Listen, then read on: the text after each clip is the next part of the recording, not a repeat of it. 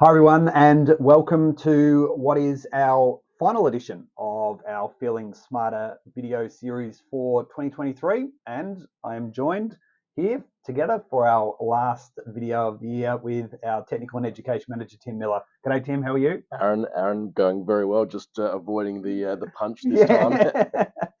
Well, today we wanted to talk about what the SMSF sector might have ahead in 2024. In our last episode, we looked back and saw, reflected on what we've seen throughout 2023 with the current government in place, and there are a number of things that we have seen uh, evolve is probably the right word throughout the sector and are likely to shape 2024. So maybe Tim, from your point of view, as we look ahead, what do you see as some of these critical things that we need to focus on within the SMSF sector? Yeah, look, for me, I think I want to go back a few years, and I want to see some resolution on some of the matters that were first raised by the previous government, Mm-hmm. that were subsequently acknowledged by the current government. So issues with changes to the residency rules, Yep. and particularly the removal of the active member test for self-managed super funds. So that's clearly almost like the number one ticket item. Yep. But I think the second one, which I think is going to be important if we're moving towards a path of Division 296, is the amnesty, the legacy pension amnesty, Yep. because I think we ultimately need to see some resolution prior to 30 June 2025 Mm-hmm. on that matter. Yeah, and as you said, we have seen the government through the budget process say we recognise this, Yep. and we're just kind of putting it on the back burner. Yeah. It's not as if we're just ignoring it, because we do see governments indicate that they're not going to proceed with legislation, and Yeah. this is certainly one area where they have mentioned that they do intend on, in essence, seeing through those two things. But Yep. it does provide a timely opportunity, as you said. The Division 296 requirements would make those defined benefit pensions just that little bit more complex again Yeah. for the industry. Yeah, absolutely. And I think the other thing, though, just to look at also the other one, the residency, we did see from an income tax point of view a number of announcements and changes throughout the year with regards to various elements about residency. So Yep. it's clearly on their agenda. Yep. They're just ticking each item off one at a time. Yeah. So we've already touched on it. Division 296 is going to play an interesting role in 2024. We already know that in the final sitting in Parliament, this has already, in essence, been pushed off to a Senate committee, Yep. and that we are expecting that to be reported back in April. Hopefully, between that point in time, we might get some regulations as well. Yep. But to me, from the Div 296, is the longer that this goes on, the less time that we will have around the planning that's actually needed as well. And that in itself is going to become quite interesting as we move throughout 2024. Well, I think so. I think there's going to be a sort of a critical strategy point for a lot of clients who are certainly looking to potentially reduce their balances down to Yep. or below that $3 million amount. And ideally, you get a couple of 30 June cracks at it to work through it. So we've had the benefit of other elements to do with indexation, and so therefore how much you pull out to potentially recontribute to a spouse might increase Yep. over that period of time as well. But yeah, clearly you want to have a longer period Yep. to be able to and greater certainty for longer. And this was one of the problems we had a couple of years ago from memory with the changes to age 67 to be able to make contributions, if you recall. Yeah. We don't want to end up in that sort of situation. No. We want clarity. We want to be able to move forward.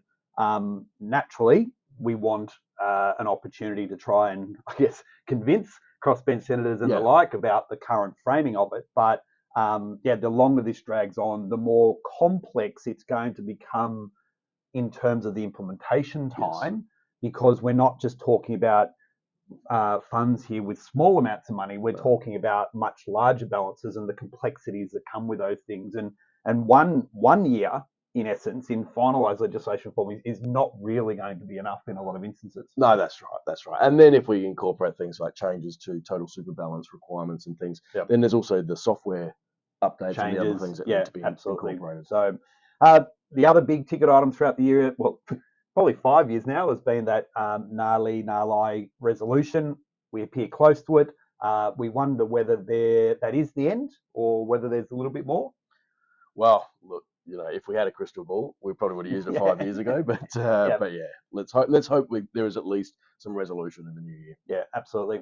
And the other couple of things, I guess, that I found quite interesting in the current, I guess, inflationary environment is as we move into the new year, we're going to start to find out pretty quickly, sort of the end of January and into early Feb, what changes might then occur again, both on a contribution basis and then also in respect to any further indexation of the caps. Yeah, and I think we're probably convinced that we're going to get indexation of the caps, the concessional contribution cap. Because we're just short on the wages last time, the Awadi just calculation. Short there. But with the transfer balance cap, it's maybe more we're going to miss out with indexation there, so that's more likely to occur the following year. But again, we'll wait and see.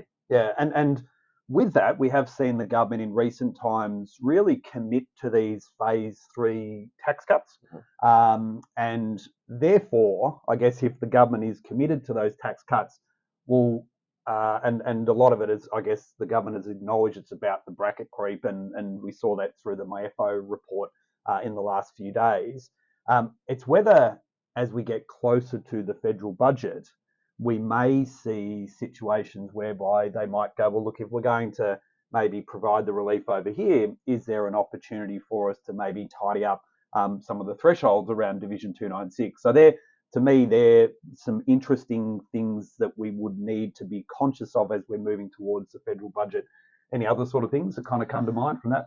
Oh, look, I think I almost gave up trying to forecast what's going to happen from a budget point of view. I gave that up in 2006, mind you. So it's I think it's one of those areas that let's consolidate and then hopefully see where from the objective of super we move forward beyond that. Yeah, and that objective of super is a really interesting point in itself. We will get resolution on that, and the other part to this is the government's consultation or discussion paper at the moment about retirement phase and the concept of the retirement income covenant and its appropriateness to SMSFs. And this is a conversation that we had a few years ago, but it's kind of representing, and I think it will rightly have a bit more of a discussion and debate. I think the reality of it at the time was there's too many limbs to it for us to really get any sort of proper implementation if we're going to apply any of it to SMSFs. I think there are some good parts to it. I think there are some parts to it that are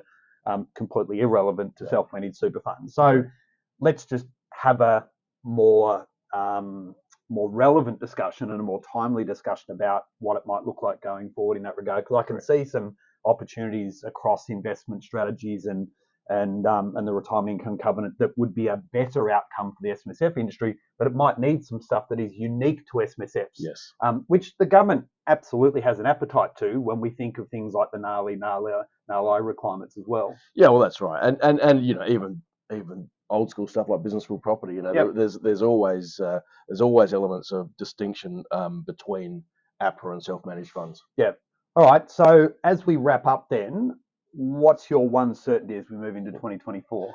Well, they say nothing is surer than death and taxes. And so I think in our industry, Aaron, we can be sure that we're looking at new taxes already. And we can sure that as another year goes by, we'll get another case to do with death benefits. And only one, do you reckon? Well, look, I'm gonna sit on the fence and go with one. But, at least I'm pretty excited if there's two. Yeah. Well, I think the only certainty is the fact that we'll probably continue with a level of uncertainty for some period of time. 100%. So, well, thank you everyone again for joining us for what is our final edition of Feeling Smarter for the year.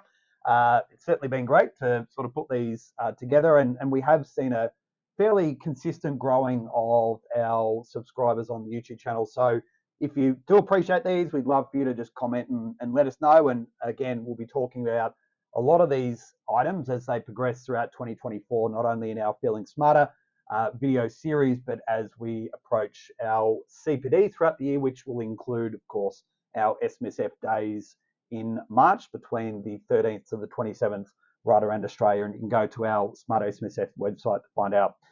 Have a great break. See you in 2024. Bye for now. See you all.